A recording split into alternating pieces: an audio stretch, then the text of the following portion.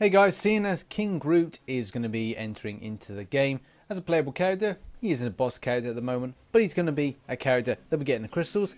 I thought I'd do a tell me more about on King Groot.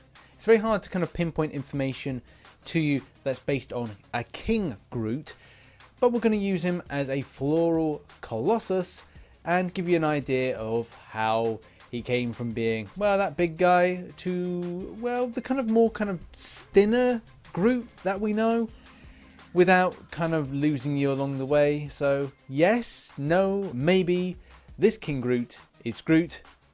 So let's go and tell you some more information about him.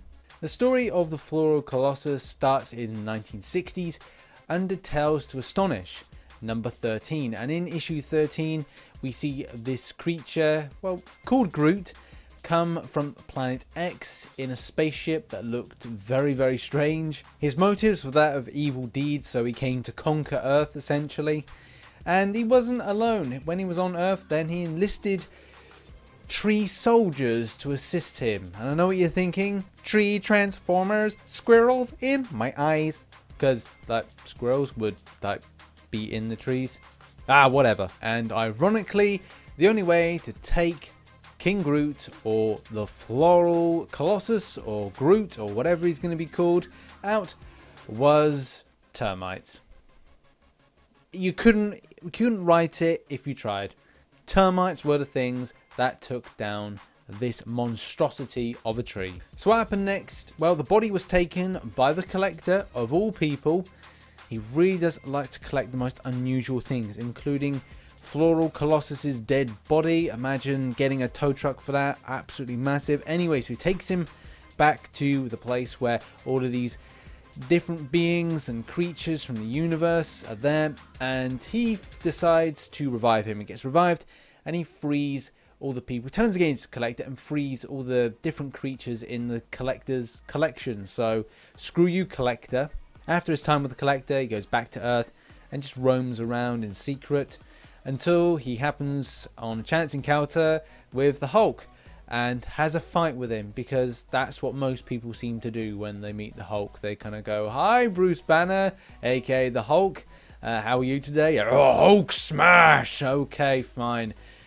Let's have a coffee. Should we meditation?" "No, let's have a fight." And after some more wandering around, he kind of fades out of knowledge and existence. Until, though, he's enlisted by the Howling Commandos.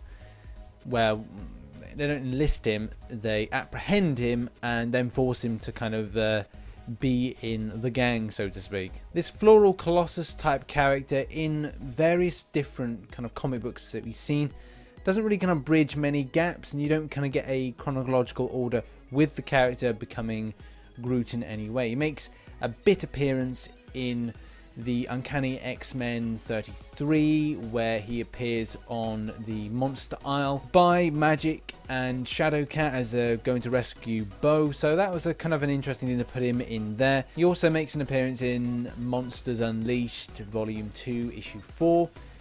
But apart from that, nothing really substantial as the Colossus version of Groot. The comic books do try and kind of bridge some gaps between the character from being a Colossus to a very kind of, like I said, slimline version of Groot, and it's largely through the time with the Howling Commandos that you see a different kind of change in the way that the character looks and also acts.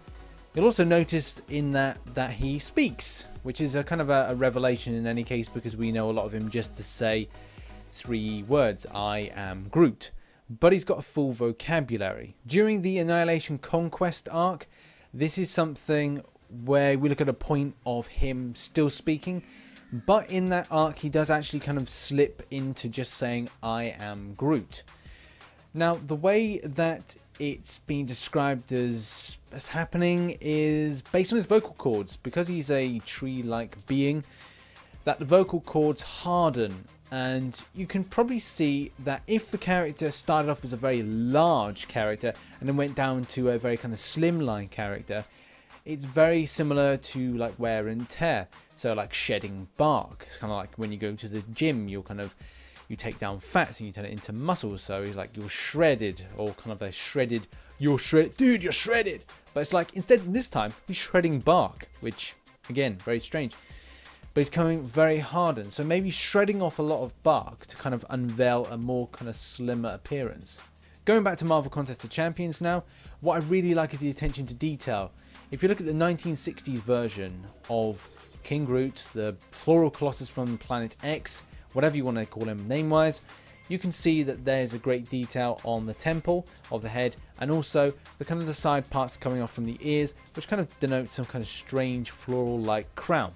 I like that element of detail and think that they're really pushing to get that authenticity off. But in essence, he does look similar to the Marvel Unleashed brand of comic books, and that is great as well. And it does actually have a little bit of a nod in some of the artwork that Kabam and Marvel Contest of Champions produce.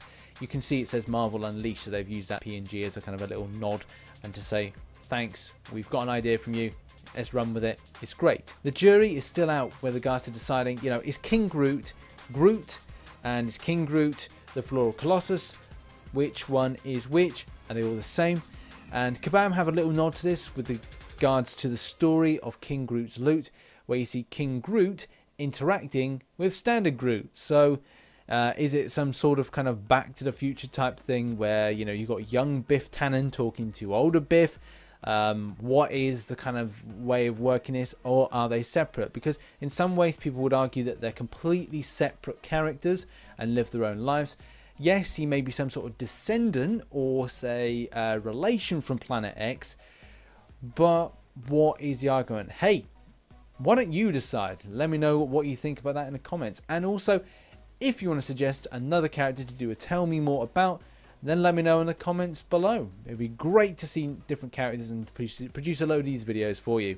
So thanks very much for watching this video. If you did enjoy it, please hit that like button. If you want to share it to somebody that maybe want to find out a bit more about King Groot, then please do that. And also hit that subscribe button, and I shall catch you on the flip side. Bye bye for now.